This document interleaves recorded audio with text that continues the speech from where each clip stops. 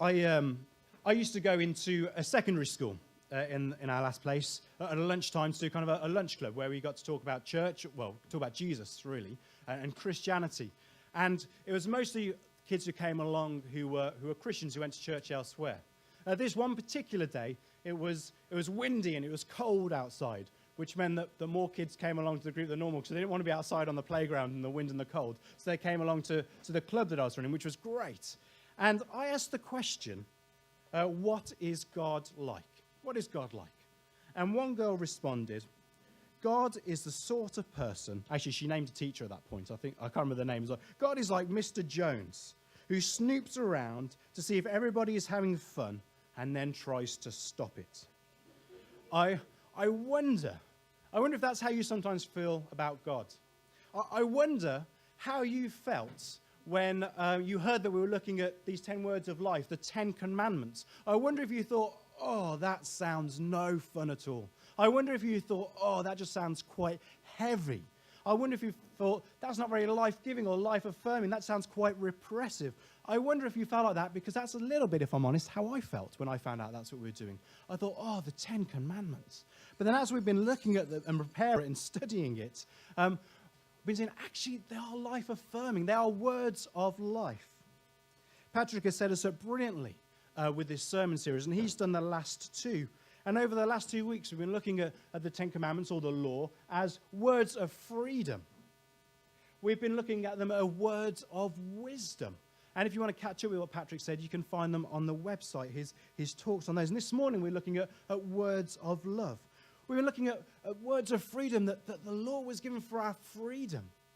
Now that I know that I should have no other gods but God, now that I know that I shouldn't make an image of a God in my home, actually, I'm free to get on with loving God and enjoying him and not worrying about the fact that my neighbor over the road worships another God or a different God. Should I be worshiping that God at all? No.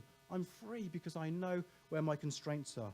And also, the commandment gives freedom to other people as well. If we feel like we're living enslaved or in oppression, then the law is not doing what it's supposed to do. We've been looking at words of wisdom. They are wise words for living. The 10 Commandments and the law in general, they are wise words for living. Patrick said last week that we have free love. We've had free love, where we feel free and we're loved, but it just seems very shallow. And it might feel great in the moment, but it has no real meaning or purpose. If you take out wisdom and we just have free love, then it's this kind of meaningless, in the moment mush. These three things are great pillars or frameworks in which we can approach the 10 Commandments and the law. These words of life, words of freedom, words of wisdom, and words of love.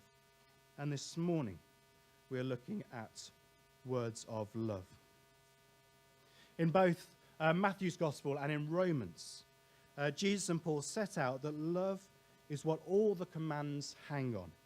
Jesus said the greatest commandment is to love God, and both Jesus and Paul said the second is to love your neighbor as yourself. That is the focus of the law. That is the focus of the commandments. It's love. That's what pulls them together. That's what gives them direction and meaning and purpose. It's love. The context for Matthew 22 is that Jesus just rebuffed the Sadducees, and the Pharisees love it. Like, yeah, we don't like the Sadducees, and Jesus put them down. But they want to test Jesus to check that he's really on their side. And the Pharisees, if you remember, are known for their perhaps harsh enforcement of the law. They make laws to help us to obey the laws. And people felt oppressed and maybe enslaved and beaten, literally sometimes, by the Pharisees for not following the law. And they asked Jesus, what is the greatest command? And he responds in return saying, the greatest command is love. Love God and love your neighbor as yourself. That is the context in which all these commandments are framed.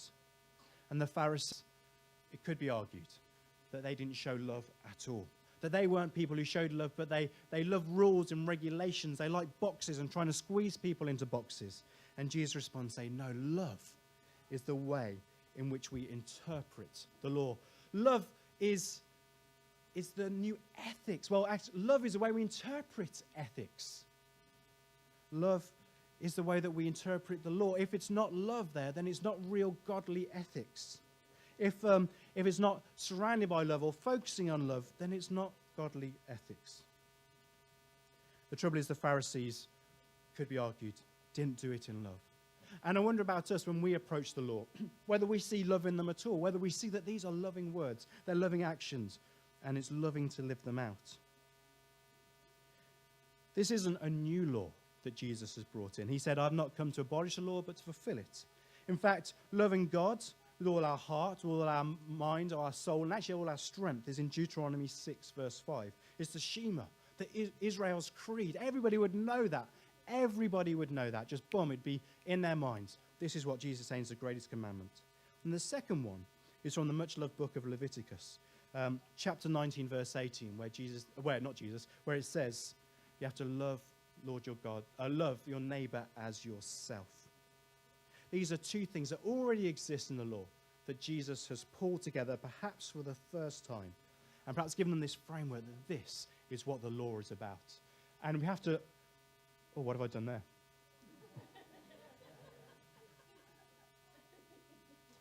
Okay. Actually, if you go to the next slide, that will make sense. There we go. That's what it should be saying. We are to look through the commandments through lenses of love. That's what that picture is saying. We are to look at the commandments through these lenses of love. That's what Jesus is doing. When he pulls these things together, he says, when we look at them, we're supposed to look at them through love. That's how we interpret them. That's how we view them. That's how we carry them out. Let us be careful, though, because sometimes love can overrule all things. Sometimes love can be too much. If I was to say that it's okay for me to have an affair because I love the person I'm having an affair with, that's not what I'm saying here. I'm not saying, oh, just because love is there, then it's okay. We still need wisdom interpreting the law, and we still need freedom.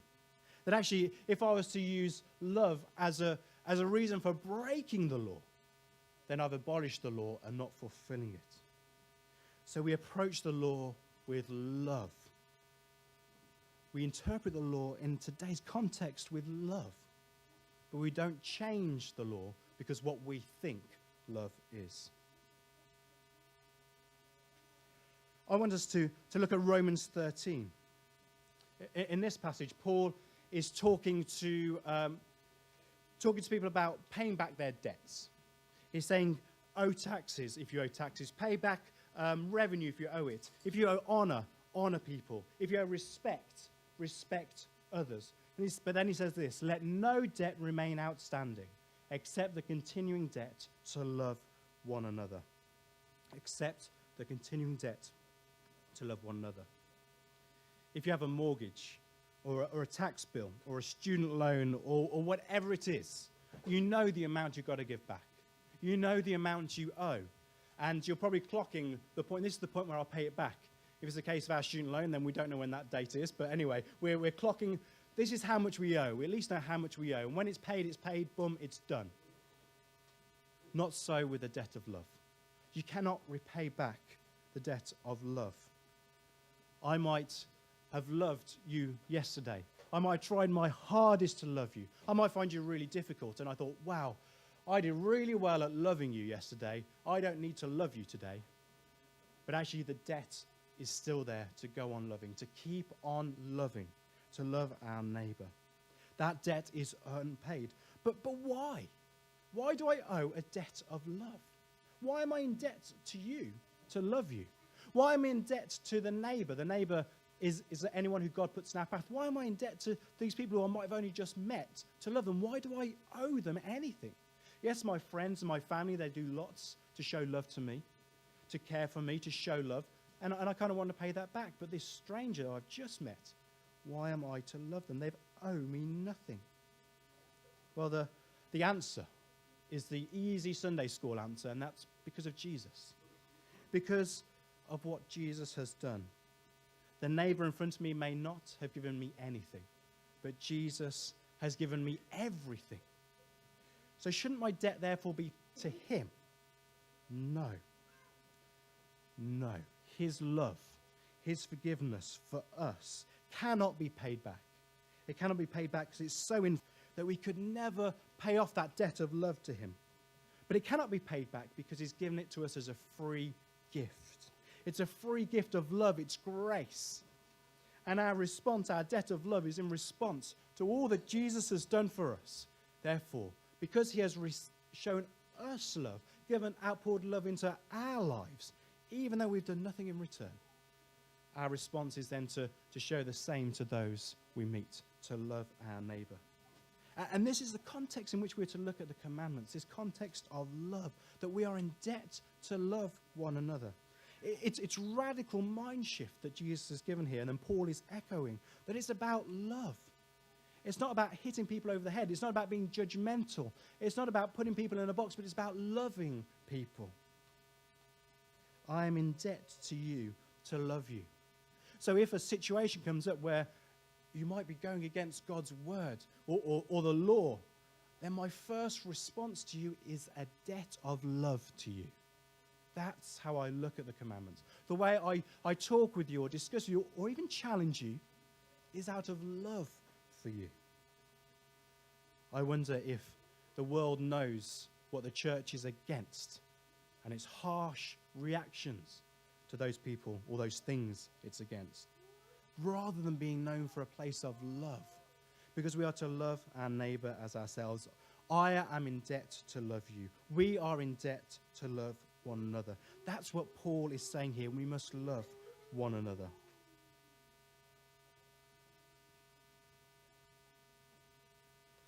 But how?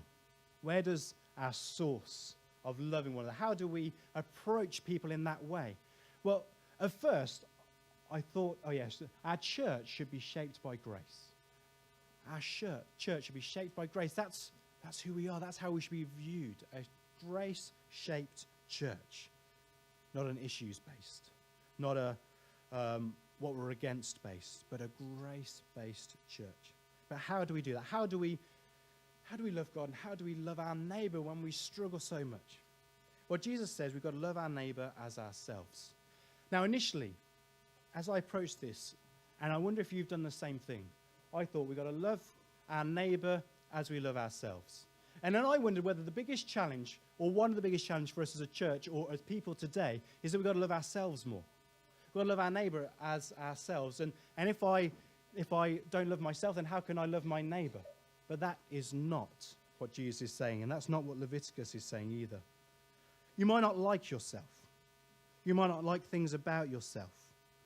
I say that's certainly true of me. There's things about me that I don't like and I'm not proud of. You might not, but I still take care of myself. I still love myself. Even though I might not like things about myself, I still feed and water myself, maybe too much. I have clothes. I love myself enough to make my life comfortable as possible. I'm not saying this is a good thing, but this is the way I live my life. I love myself enough to take care of myself. And I'm sure we know people who that isn't true, but generally, the human condition is that we love ourselves. And when Jesus, I think, says, love your neighbour as yourself, he's painting a picture of reality, not something that we've got to try and achieve. We're not going to try and love ourselves more so we can love our neighbours more. But actually, we do love ourselves. And that love we have for ourselves, actually, we need to show to our neighbour. C.S. Lewis in Mere Christianity wrote this: "Now that I come to think of it, I have not exactly got a feeling of fondness or affection for myself. I do not even always enjoy my own society. So apparently, love your neighbour does not mean feel fond of him. The rule for all of us is perfectly simple. Do not waste time bothering whether you love your neighbour. Act as if you did.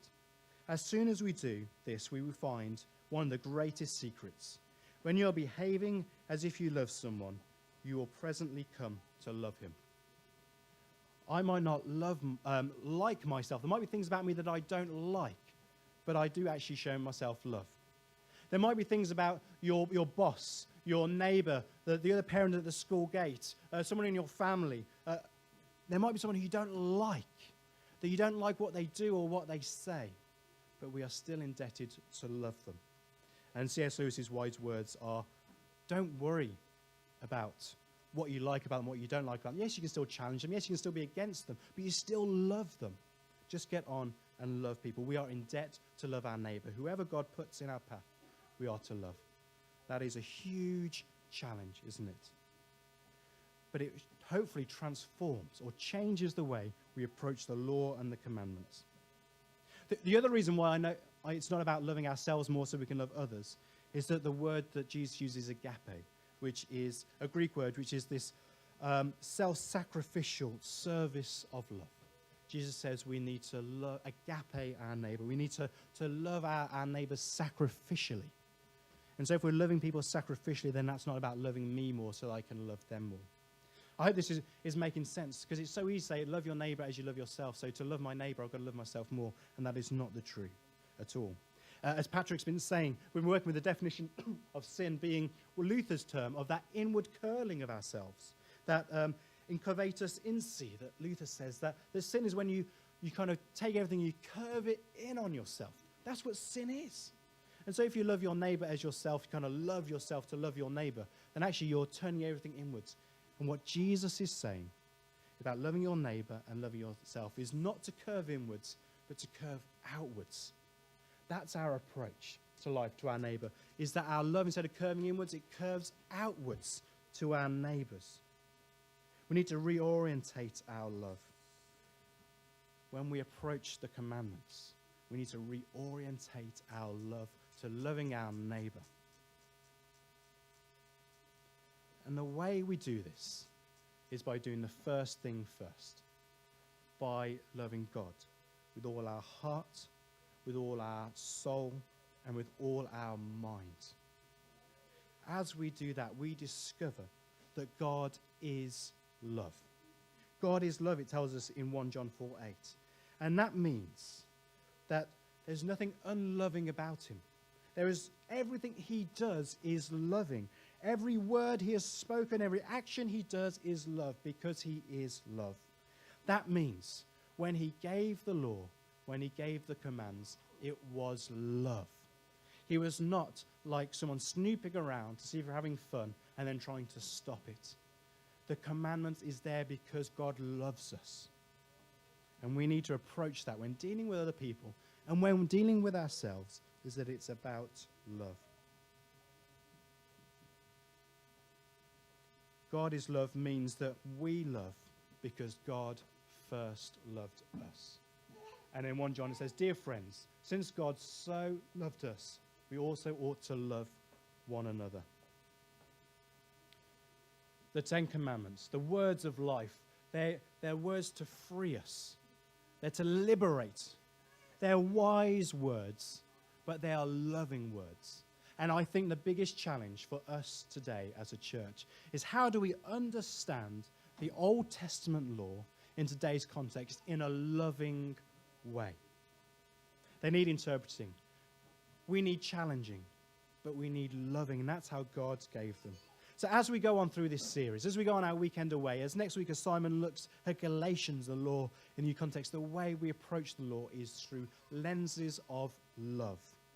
Words of love. Not by beating people up, not by beating ourselves up, but by curving our love outwards, having received it from God.